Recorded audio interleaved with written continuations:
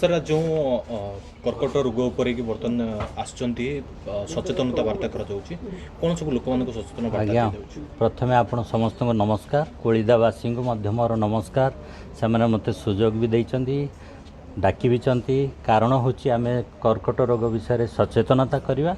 प्रथम कथा कर्कट रोग कौन, तार कारण कौन, तार लक्षण कौन, कौन कले निराकरण हबो, चिकित्सा कले केमती ताठू रक्षा पाई परिया, एई सब विषय सचेतनता न कले ये रोग एबे हार्ट डिजीज भलिया बहुत बड़ मात्रा रे माति चलछि। तेणु आमर ग्राम मानकर जदि एबेठू सतर्कता न करिवे, प्रत्येक दिन आमे ओपीडी रे देखू सब स्टेज 3, 4 जो मान को आमे असाध्य चिकित्सा करिया पई से स्टेज रे आछुंदी। आमे जत तांको स्टेज 1 किबा 2 रे धरि परिया ताले तांको क्योर करि परिया।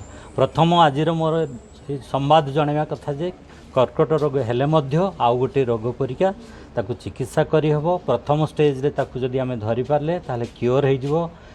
जदि लेट स्टेज भी है तथापि भी चिकित्सा अच्छी। समस्त कहते स्टेज बहुत बढ़ी जाइए तापाई मध्य चिकित्सा अच्छी, केमती भलरे रोगी को रखी हे, केते लंबा तांको बंचई परिया से सब विषय आजिकल चिकित्सा आमर साधनारे अच्छी।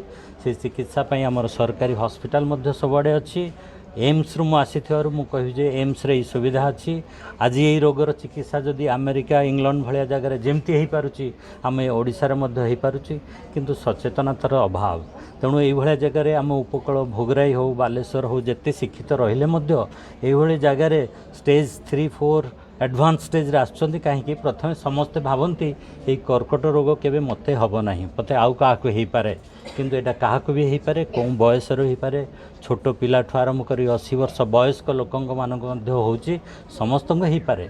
किंतु जदि प्रथम अवस्था आम ताकू धरी पारिबा ताले ये चिकित्सा बहुत सहज। ये आमरी घर पाखे मध्य चिकित्सा है, ओडिशा भितर चिकित्सा है, आम ठीक हो पारिबा। नले आगुरी ये चिकित्सा दूर दूर को मुंबई दिल्ली सब बहुत दूर को जीवा पड़ूला, खर्च होता, चिकित्सा बहुत डेरी गला से किसी ठीक हो पार नथिले।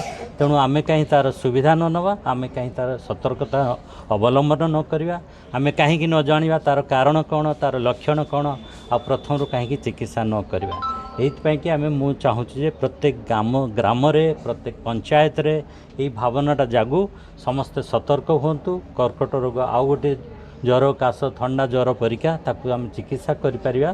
तेणु से आज ये प्रोग्राम से कि आमर भौणी मैंने, आमर भाई मैंने, आमर सीनियर समस्ते आसछन्ति, तांको मध्य धन्यवाद देवी।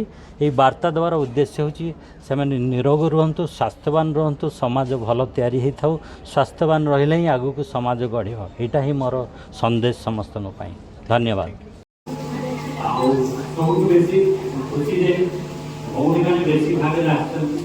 जो मैंने जानिए गोटे परिवार सुखी निरामय